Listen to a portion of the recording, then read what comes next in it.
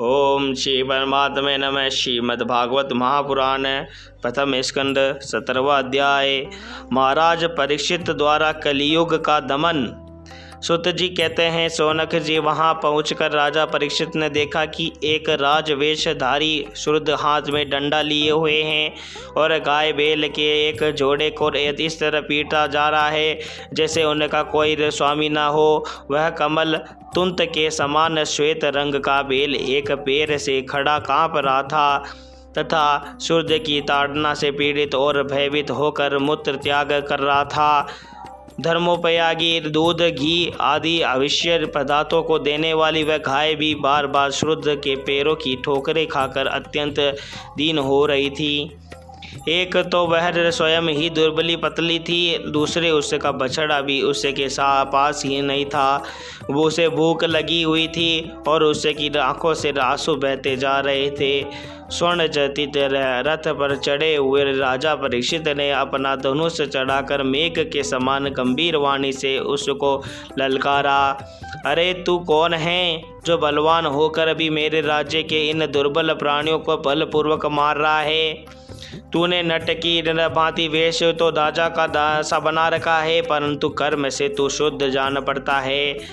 हमारे दादा अर्जुन के साथ भगवान श्री कृष्ण के परम धाम पधार जाने पर इस प्रकार निर्जन स्थान में पाराधोन पर प्रहार करने वाला तू अपराधी है, अतः वध की योग्य है। उन्होंने धर्म से पूछा, कमल नाल के समान आपका श्वेत वर्ण है, 3 पैर न होने पर भी आप एक ही पैर से चलते फिरते हैं। यह देखकर मुझे बड़ा कष्ट हो रहा है। बतलाइए, आप क्या बैल के रूप में कोई देवता हैं?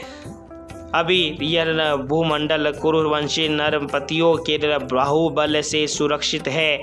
इसमें आपके सिवा और किसी भी प्राणी की आंखों से शोक के आंसू बहते नहीं मैंने नहीं देखे।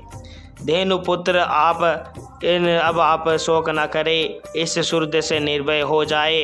गोमाता में दुष्टों को दंड देने वाला हूँ, अब आप रोए नहीं, आपका कल्याण हो। देवी, जिस राज्य में दुष्टों के उपद्रव से सारी प्रजा दृष्ट हो रहती है, उस मत वाले राजा की कीर्ति, आयु, ऐश्वर्य और परलोक नष्ट हो जाते हैं।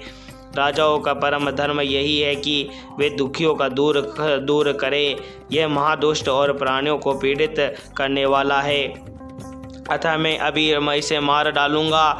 सुरभि नंदन, आप तो 4 पैर वाले और जीव हैं, आपके 3 पैर किसने काट डाले? श्री कृष्ण के अनुयायी राजाओं के स्वराज्य में कभी कोई भी आपकी तरह दुखी ना हो।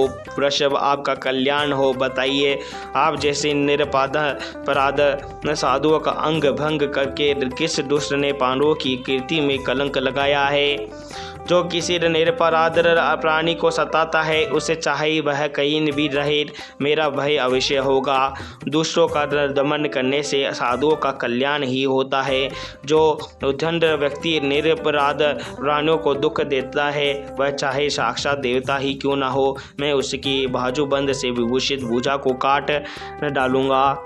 बिना आपूर्ति काल के मर्यादा का उल्लंघन करने वाले को शास्त्र अनुसार दंड देते हुए अपने धर्म में स्थित लोगों का पालन करना राजाओं का परम धर्म है। धर्म ने कहा, राजन, आप महाराज पांडवों के वंशज हैं, आपका इस प्रकार दुखियों को आश्वासन देना आपके योग्य ही है, क्योंकि आपके पूर्व जो के श्रेष्ठ गुणों में ने भगवान श्री कृष्ण को उनका सारथी और दूत आदि बना दिया था। नरेंद्र, शास्त्रों के विभिन्न वचनों से मोहित होने के कारण हम उस पुरुष को नहीं जानते जिससे कलेशों के कारण उत्पन्न होते हैं। जो लोग किसी भी प्रकार के द्वैत को स्वीकार नहीं करते, वे अपने आप को ही अपने दुख का कारण बतलाते हैं।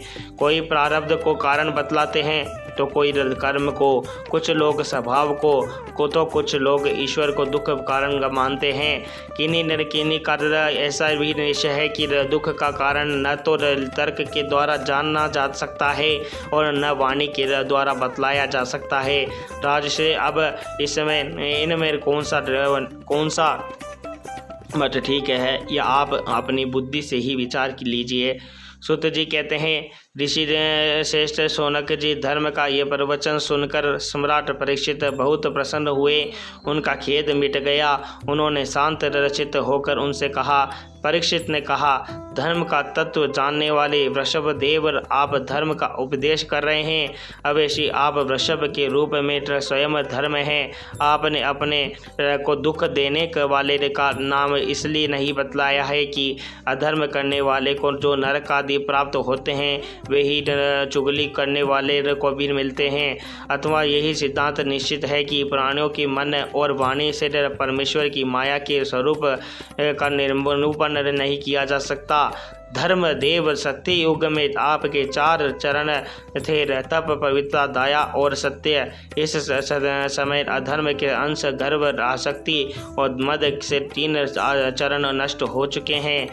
अब आपका 4था चरण केवल सत्य ही बच रहा है। उसी के बल पर आप जी रहे हैं। असत्य से पुष्ट हुए इस यह अधर्म रूप कलयुग उसे भी ग्रास कर लेना चाहता है। ये गौ माता साक्षात पृथ्वी है। भगवान ने इनका भारी बोझ उतार दिया था और ये उनके राशि राशि सौंदर्य बिखरने वाले चरण चिन्हों से सर्वत्र उत्सवमयी हो गई थी।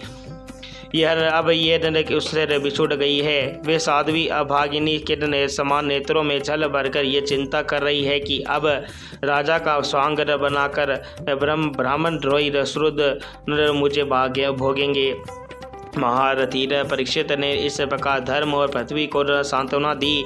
फिर उन्होंने अधर्म के कारण रूप कलयुग के को मारने के लिए तीक्ष्ण तलवार उठाई।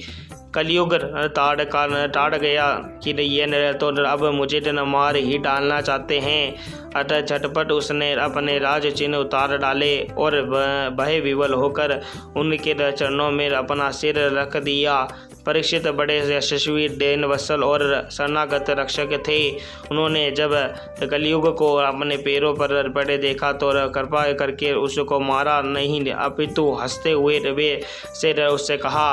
परीक्षित बोले, जब तू हाथ जोड़कर शरण आ गया तब तो अर्जुन की यशस्वी वंश के उत्पन्न हुए किसी भी वीर से तुझे कोई भय नहीं रहे है, परंतु तू अधर्म का सहायक है, इसलिए तुझे मेरे राज्य में बिल्कुल नहीं रहना चाहिए। तेरे राजाओं के शरीर में रहने वाले से रही लोभ, झूठ, चोरी, दुष्टता, स्वधर्म त्याग, दरिद्रता, कपट, कलह, दंभ और दूसरे पापों की बढ़ती हो रही है। अतः अधर्म के साथी इस ब्रह्मवर्तन में एक ही क्षण के लिए भी न ठहरना, क्योंकि यह धर्म और सत्य का निवास स्थान है। इस क्षेत्र में यज्ञ विधि के जानने वाले महात्मा यज्ञों के द्वारा यज्ञ पुरुष के भगवान की आराधना करते रहते हैं। इस देश में भगवान श्री हरि के यज्ञों के रूप में निवास करते हैं। यज्ञों के द्वारा उनकी पूजा होती है और वे यज्ञ करने वालों का कल्याण करते हैं। वे सर्वात्मा भगवान वायु की भांति समस्त चराचर जीवों के भीतर और बाहर एक रस स्थित रहते हुए उनकी कामनाओं को पूर्ण करते रहते हैं। सूत जी कहते हैं, परीक्षित की यह आज्ञा सुनकर कलयुग सिहर उठा। यमराज के समान मारने के लिए उद्धत हाथ में तलवार लिए हुए परीक्षित से बोला। कली ने कहा, सार्वभौम आपकी आज्ञा से जहाँ कहीं भी मैं रहने का विचार करता हूँ वहीं देखता हूँ कि आप धनुष पर बाण चढ़ाए खड़े हैं। धार्मिक शिरोमणि, आप मुझे वह स्थान बतलाइए जहाँ मैं आपकी आज्ञा का पालन करता हुआ स्थिर होकर रह सकूं। सूत जी कहते हैं, कलयुगी की प्रार्थना स्वीकार करके राजा परीक्षित ने उसे 4 स्थान दिए। दूत, मद्यपान, स्त्री श्रृंग और हिंसा। इन स्थानों में क्रमश असत्य, मद, आसक्ति और निर्दयता ये 4 प्रकार के अधर्म निवास करते हैं। उसने और भी स्थान मांगे, तब समर्थ परीक्षित उसे रहने के लिए एक और स्थान सुवर्ण धन दिया। इस प्रकार कलयुग के 5 स्थान हो गए: झूठ, मद, काम, वेर और रजोगुण। ये परीक्षित के दिए हुए इन्हीं 5 स्थानों में अधर्म का मूल कारण कली उनकी आज्ञाओं का पालन करता हुआ निवास करने लगा। इसलिए आत्म कल्याणकामी पुरुष को इन 5 स्थानों का सेवन कभी नहीं करना चाहिए। धार्मिक राजा, प्रजा वर्ग के लौकिक नेता और धर्मोपदेष्टा गुरुओं को भी तो बड़ी सावधानी से इनका त्याग करना चाहिए। राजा परीक्षित ने इनके इसके बाद वृषभ रूप धर्म के तीनों चरण तपस्या, शौच और दया जोड़ दिए और आश्वासन देकर पृथ्वी का सर्वधर्म किया। वे ही महाराजा परीक्षित इस समय अपने राज सिंहासन पर जिसे उनके पितामह महाराज युधिष्ठिर वन में जाते समय उन्हें दिया था, विराजमान थे। वे परम यशस्वी सौभाग्य वजन सिर चक्र वर्ती सम्राट राजश्री परीक्षित इस समय हस्तिनापुर में कौरव कुल की राज्य को लक्ष्मी से शोभायमान है। अभिमन्यु नंदन राजा परीक्षित वास्तव में ऐसे हैं ही प्रभावशाली है जिनके शासन काल में आप लोग इस दीर्घ कालीन यज्ञ के लिए दीक्षित हुए हैं। बोलो श्री कृष्ण भगवान की जय हो।